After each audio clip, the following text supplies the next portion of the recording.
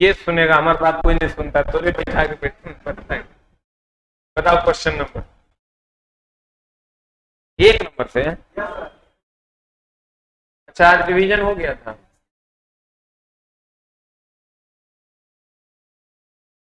आराम से आधा घंटा पढ़ा रहे। वहां वो स्टाफ रखिएगा, एक भी बच्चा ऊपर नहीं आएगा 5:30 बजे तक। अरे पढ़ेंगे आधा घंटा। कोचिंग मेरा ना, हम ये कहेंगे से होगा।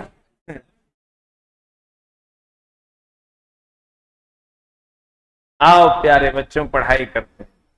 पहला क्वेश्चन है, बकहोल्ज रिले में माल फंक्शनिंग। माल फंक्शनिंग का मतलब होता है गड़बड़ी। गड़बड़ी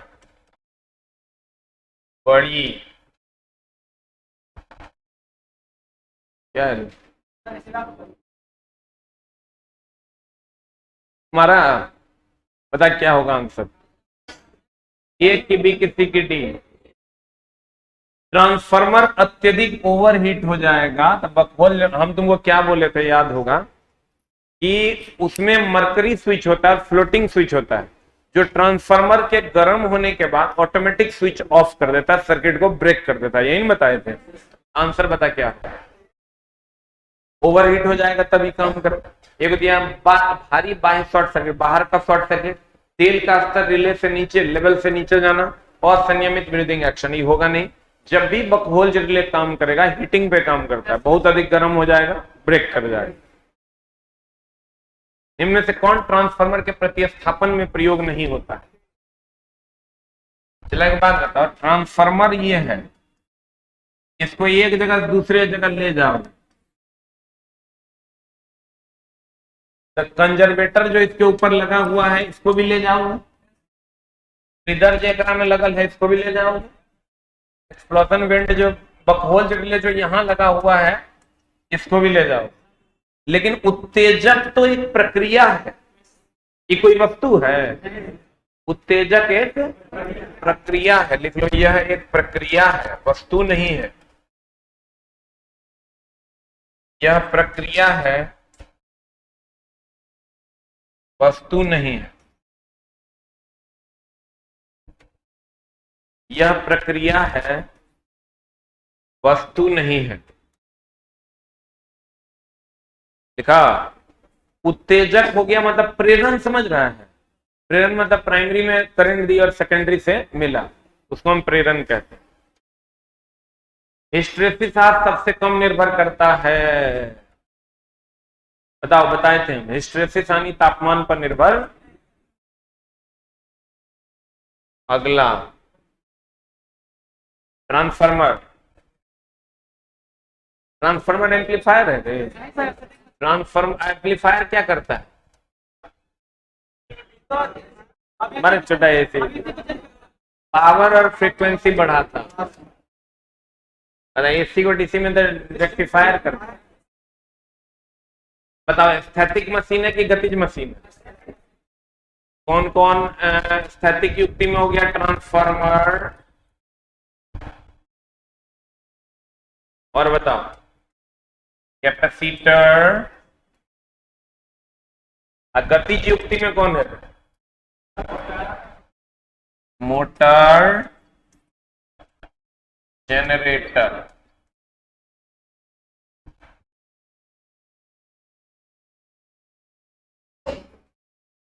पढ़े? जो ट्रांसफार्मर इंड लुढ़काया उन्मुख इस्पात, सीआरजीओ, जिसको हम कोल्ड रोल्ड ग्रेन ओरिएंटेड पढ़ाए थे, भूल गया होगा। सीआरजीओ का लेमिनेशन किया हुआ रहता था। आधुनिक ट्रांसफार्मर में जो लेमिनेशन होता है वो किसका होता है? सीआरजीओ का। किसी का ये गंदा सा हिंदी यहां दिया हुआ, कोल्ड रोल्ड ग्रेन ओरिएंटेड का उपयोग होता है जो जर्दी के क्षेत्र के रूप में लिया जाता है। जर्दी मतलब होता है ठंडी, ठंडी के क्षेत्र में लिया जाता है। बताओ क्या होगा? ए की बी की सी की डी। तो कोर से 15 से 25% बढ़ा होता है। जितना कोर हम लोग यूज करते हैं ठंडा के क्षेत्र में, जो ट्रांसफार्मर यूज होता है उसमें 15 से 25% कोर बढ़ा दिया जाता है, ताकि गर्मी ठंडी के टाइम में वो बहुत ज्यादा गर्म होकर उसमें आग न लगे। तो इस सर याद रखना होगा, डेटा है वो कुछ खास नहीं। जब लोड सेकेंडरी वाइंडिंग से जोड़ा जाता है ट्रांसफार्मर में 0 वोल्टेज रेगुलेशन होगा। बता क्या होगा? जब कहता है लोड सेकेंडरी वाइंडिंग में जोड़ा जाता है ट्रांसफार्मर में 0 वोल्टेज रेगुलेशन, यहां तक कोई क्वेश्चन नहीं है। कहता है जब लोड सेकेंडरी वाइंडिंग में जोड़ा जाता है, जब जोड़ा जाता है, ओकर बात नहीं कर रहा है, कह रहा है ट्रांसफार्मर में 0 वोल्टेज रेगुलेशन। तो 0 वोल्टेज रेगुलेशन तब ना होगा जब कोई लोड नहीं होगा। कोई लोड नहीं होगा तो 0 वोल्टेज रेगुलेशन। आंसर बता। Step up transformer, step up ऐसा होता है, ये सेकेंडरी की प्राइमरी हो गया द्वितीय। आई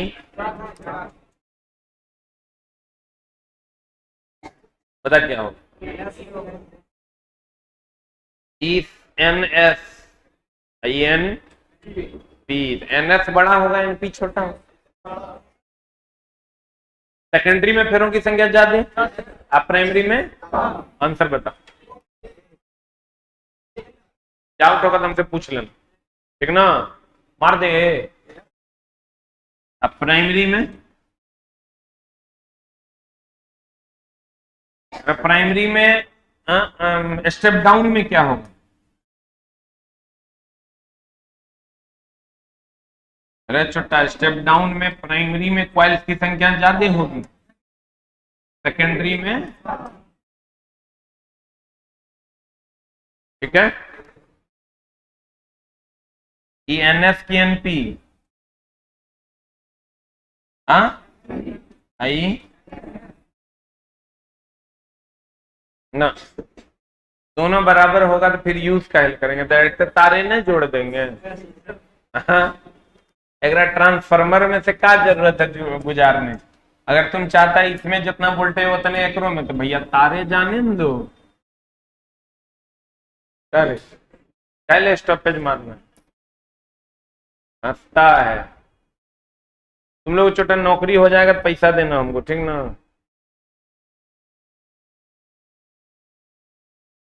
एक के हाँ कर सकते हैं, हाँ काहे नहीं कर सकते, एकदम कर सकते हैं। ट्रांसफार्मर को ईडी करंट 6 से रक्षित होने हेतु क्रोड को डैश से बनाया जाता है। कहता है ट्रांसफार्मर को ईडी करंट 6 से रक्षित करने हेतु क्रोड को डैश से बनाया जाता है। सॉफ्ट आयरन का बनाया जाता है या सिलिकॉन इस्पात का बनाया जाता है?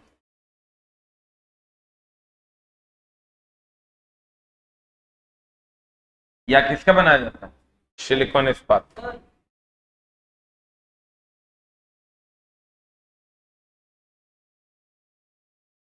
वो अपवाद है, आइडियल केस है, समझे? अगला, ट्रांसफार्मर यदि अधिक दक्षता पर कार्य कर रहा हो, उसकी लौह क्षति इतना वाट हो, तो उसकी ताम्र क्षति कितनी? हम बोले थे कि भैया आयरन लॉस जो है वो कॉपर लॉस के बराबर होगा, तो क्षमता क्या होगा? क्षमता अधिकतम होगा। क्षमता क्या होगा मेरे दोस्त? अधिक। आंसर बता क्या होगा? ए की बी? आंसर।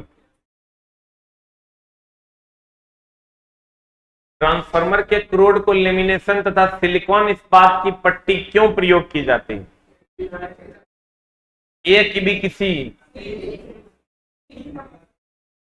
कितना लोग ए के फेवर में, कितना लोग सी के फेवर में?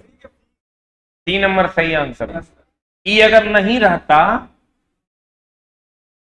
तब ये आंसर। देखो रुको हम बता देते, इसीलिए क्वेश्चन हम दिए हैं कि लेमिनेशन तथा सिलिकॉन इस्पात का जब प्रयोग करते हैं ना, तो मेनली सर ईडी धारा देखो ट्रांसफार्मर की क्षति 2 प्रकार की। कौन कौन? लौह क्षति और ताम्र क्षति। लोह क्षति दो प्रकार, ईडी धारा क्षति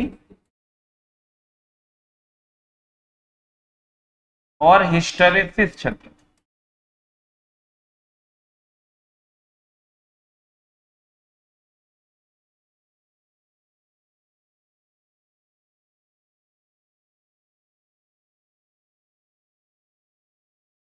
अब देखो, इक्रोड में होता है कि क्वाइल में होता है?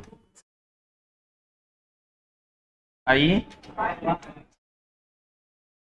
देखो, बात बताओ, क्रोड को जब लेमिनेटेड कर देंगे तो लोह क्षति का मान कम होगा। लोह क्षति में दोनों ना आता है। वो अलग बात है कि इसको सर हिस्ट्री के कारण यह क्षति और ये गर्मी के कारण क्षति, लेकिन होता तो क्रोड में लोह क्षति होता है। बोलो न रे, अगर ये दोनों ऑप्शन साथ में रहे तो ये मारेंगे, और नहीं रहे तब कौन मारेंगे? ईडी धारा क्षति में। इसलिए यहां आंसर होगा सी नंबर। नहीं रहेगा तब क्या मारना? अगला, किसी ट्रांसफार्मर के प्रत्येक कुंडलन, प्रत्येक वाइंडिंग में उत्पन्न विभव बल निर्भर करता है। बता किस पर निर्भर करता है? हेलो हेलो, क्लास में। किसी ट्रांसफार्मर का प्रत्येक कुंडली में उत्पन्न विभव बल निर्भर करता है। हम आपको बोले थे सर, E बराबर 4.44 पाई, याद है? देखिए आंसर बताइए, ए की बी की सी की डी। हाँ, ए नंबर, डी फॉर डॉग। देखो आंसर आ रहा है। आवृत्ति, लपेटों की संख्या, अधिकतम चुंबकीय फ्लक्स। देखो ना, आवृत्ति, लपेटों की संख्या, अधिकतम चुंबकीय फ्लक्स, यही तीनों पर निर्भर करता है। आंसर बोलो रे, बोले में नहीं करेगा। क्वेश्चन के हिसाब से थ्योरी बना हुआ, तुम लोगों को मजाक लगता है? हंसा रे, गांड फट जाता है अगर ऐसा नहीं करते तो। अभी जो तुम मजा मार रहा है ना, ये सब गुरुजी का सेटिंग है, इसीलिए बन रहा है। खाली सेटिंग नहीं रहता, थ्योरी कुछ और, क्वेश्चन कुछ और, फिर तो हर दिन बना देगा तुम क्वेश्चन। अभी तो मजा ले रहा है तुम। अगर तुम क्लास रेगुलर किया होगा तो थोड़ा सा क्वेश्चन अभी बनना चाहिए, कि नहीं बताए हैं? ट्रांसफार्मर ब्रीदर में प्रयुक्त रासायनिक पदार्थ, शुष्क सिलिका जल का रंग होता है नीला ना, जब बर्बाद हो जाता है तब गुलाबी। अल्कोहल रिले का प्रयोग तेल शीतलित में, बोलो न, बता। तेरी नजर में तो क्या कर दिया। ए नंबर का खाली ऑप्शन निकाल लो तो आंसर मिल जाएगा। बकहोल रिले, यह एक स्वचालित सर्किट ब्रेकर। ए का हो गया 4, 3 नंबर आंसर है। बी है, सी कैसे बोल दिया? खत्म कहानी, और पढ़ने का जरूरत नहीं।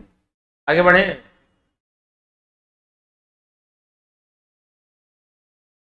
बनाओ। किसी ट्रांसफार्मर में प्रति वोल्ट फेरों की संख्या 6 है, प्राथमिक का वोल्टेज 110 है, और V2 मतलब द्वितीयक का 25 वोल्ट है, तो प्राथमिक तथा द्वितीयक में फेरों की संख्या ज्ञात कीजिए। सर फट जाएगा, बना दो तो मरद बुझ ले, बड़ा मैथ के नाना बनता है।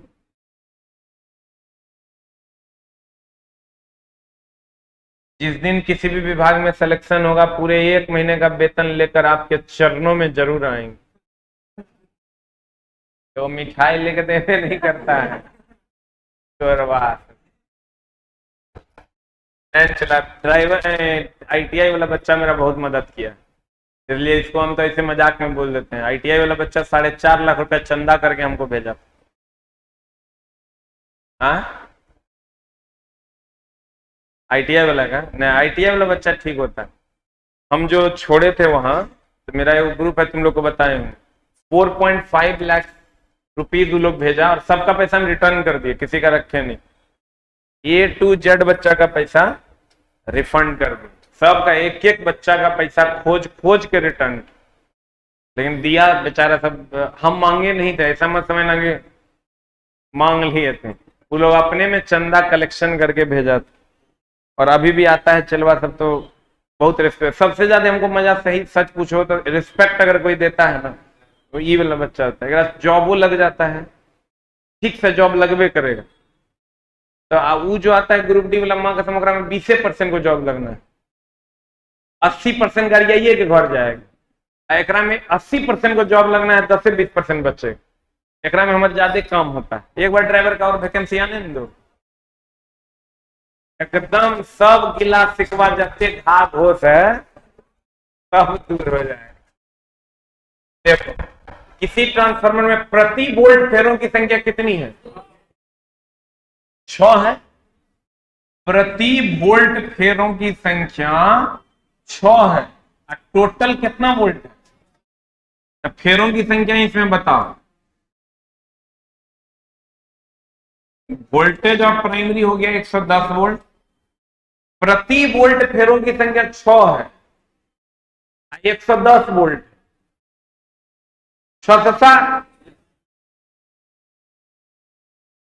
प्रति वोल्ट फेरों की संख्या, हाँ 6, 160 वोल्ट है। बोलो ना जी, कितना हो जाएगा? 660। सेकेंडरी यानी V2 का वोल्टेज दे दिया है, कह रहा है तो द्वितीयक में फेर बर्तन की संख्या मतलब फेरों की संख्या नहीं निकलेगा। कैसे फॉर्मूला याद है?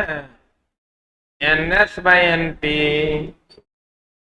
बराबर VS/VP बराबर IP/IS। याद है रे? फेरों की संख्या और वोल्टेज का रिलेशन लगा दो, आंसर प्राप्त कर लो। कितना आएगा बता? NS/NP is equal to VS/VP। NS दिया हुआ है तुमको, निकालना है। NP है तुम्हारा 660, अब VS है 25, अब VP है 110। सॉल्व कर लो, आंसर आ जाए। कितना है?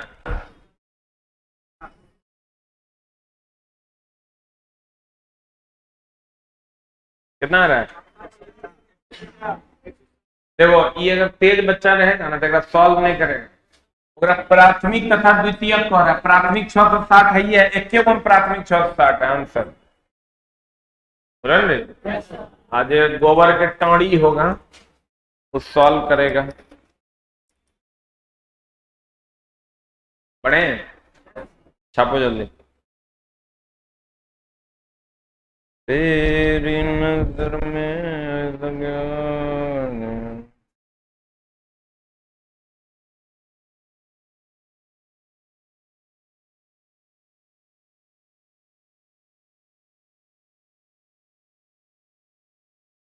हो गया नहीं?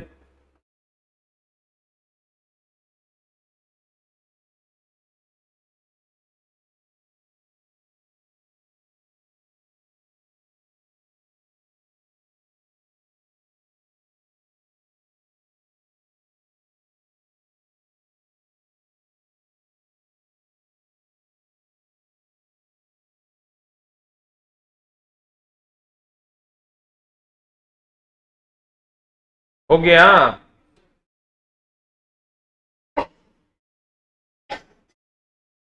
अगला हम चले,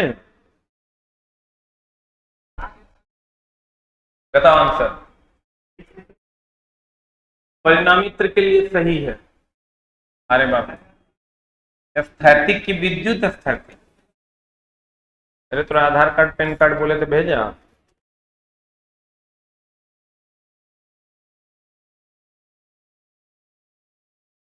हाँ, आंसर भी दिया है, गुरुजी लगा दिए हैं युक्ति एकर की करेगा, ये लगा दिया सत्य वचन है चला। स्थैतिक युक्ति, एक मिनट रुको, अरे रुक। जैसे अभी हम खड़े हैं ना, हमारा विद्युत नहीं ना है, हमें स्थैतिक युक्ति।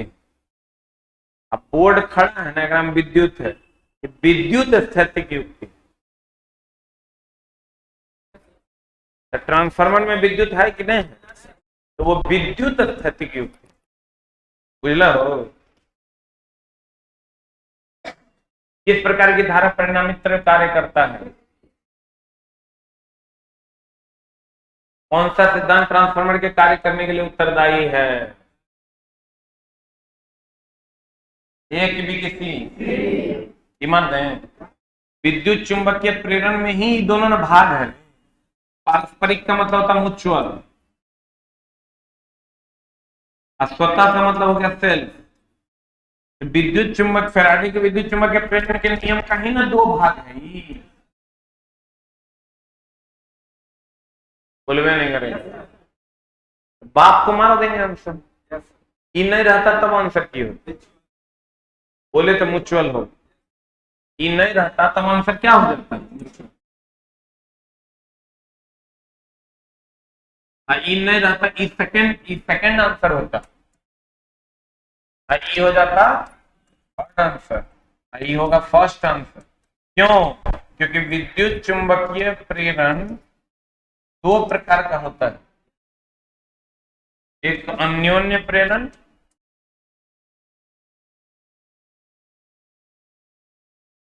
और एक स्वप्रेरण। तेरी नजर में तो क्या कर दिया होगा रे। ई नहीं रहेगा तब आंसर क्या मारेंगे, अन्योन्य। आगे बढ़े।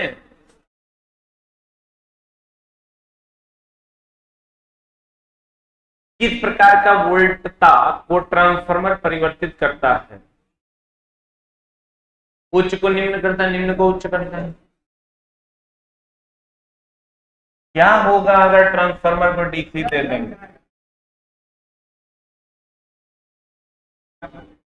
इसी राशि, किस राशि को ट्रांसफार्मर नहीं बदलता, वोल्टेज बदलता ना, धारा भी बदलता। ट्रांसफार्मर के प्राथमिक वाइंडिंग स्रोत से और द्वितीयक वाइंडिंग नहीं पढ़े जनाब, बहुत अच्छे ट्रांसफार्मर की दक्षता। देखना सेटिंग क्वेश्चन का, सब वन लाइनर सेट है, पढ़ोगे सट सट बनेगा। 10 क्वेश्चन में दिक्कत हो सकता है, 10 से 12 क्वेश्चन हार्डली, बाकी 15 मान लेते हैं, लेकिन बाकी तो मान कर सटा सट बनेगा। एक उच्चायक ट्रांसफार्मर क्या है, आंसर बता। अरे उच्चायक मतलब स्टेप अप। तेरी नजर में ऐसा क्या कर दिया, बता आंसर। परीक्षा भी, वाह अरे वाह, जो वोल्टेज के मान को बढ़ाता है, सही है। जिसमें द्वितीय कुंडली में फेरों की संख्या प्राथमिक से अधिक होता है, सही है। जो करंट के मान को घटा देता, वोल्टेज बढ़ाएगा करंट घटाएगा। अगला, स्टेप डाउन ट्रांसफार्मर में द्वितीय कुंडली स्टेप डाउन है, ये सेकेंडरी है, प्राइमरी। द्वितीयक में फेरों की संख्या जो होगी प्राथमिक से कम ना होगा रे, स्टेप डाउन ना है। बता क्या, एक भी किसी में प्राथमिक कुंडली की अपेक्षा कम लपेटा हो, कम लपेटा होगा कौन धारा हो, कम लपेटा हो। जब भी सर प्राथमिक और सेकेंडरी का चर्चा करेंगे लपेटों के आधार पर, किसके आधार पर, ज्यादा से कम हुआ तो स्टेप डाउन और कम से ज्यादा हुआ स्टेप अप। वह पदार्थ जो ट्रांसफार्मर फ्लूइड के निर्माण में सर्वाधिक प्रयोग होता है। इनमें से कौन एक ट्रांसफार्मर का प्रकार है? Core type, shell type, berry type, तीनों में। वह ट्रांसफार्मर क्या कहलाता है जिसकी प्राइमरी को उच्च वोल्टेज दी जाती है तथा सेकेंडरी से निम्न वोल्टेज ली जाती है, स्टेप डाउन। सही है।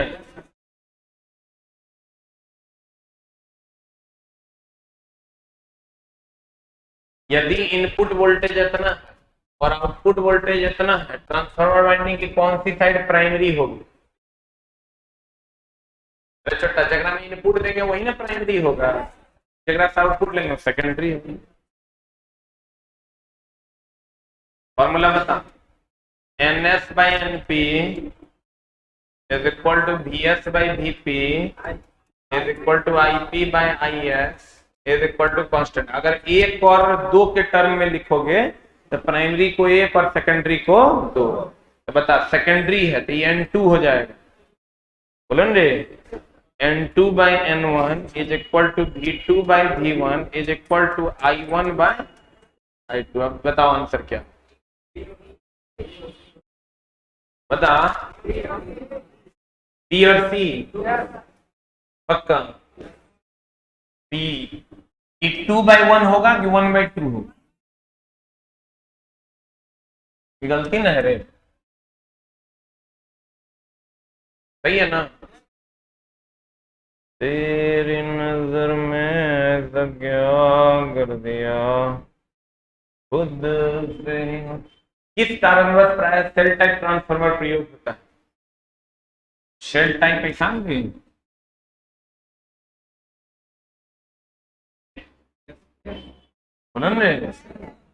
ये हो गया सेल टाइप। ऐसा था कोर टाइप।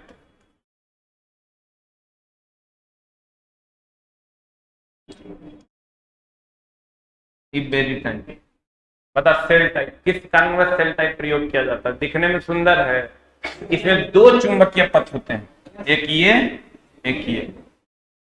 इसका चुंबकीय फ्लक्स का क्षरण मतलब लॉस कम होता है क्योंकि उसी पे प्राइमरी होता है उसी पे सेकेंडरी होता है। पढ़ाए हैं बड़ा मेहनत से, धीरे धीरे। बोलो ना,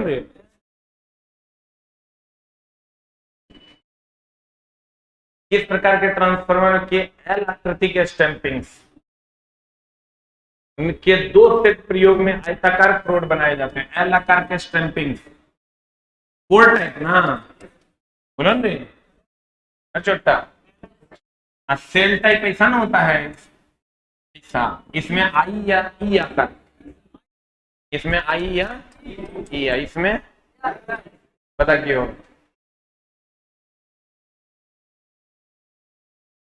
एक की भी किसी, ठीक है? बोलो रे, आज की कार्रवाई यहीं तक। नेक्स्ट क्लास संडे होगा, सैटरडे नहीं घर नहीं जा रहे। नेक्स्ट क्लास संडे होगा 4:30 बजे। सैटरडे वाली क्लास संडे को ही होगी।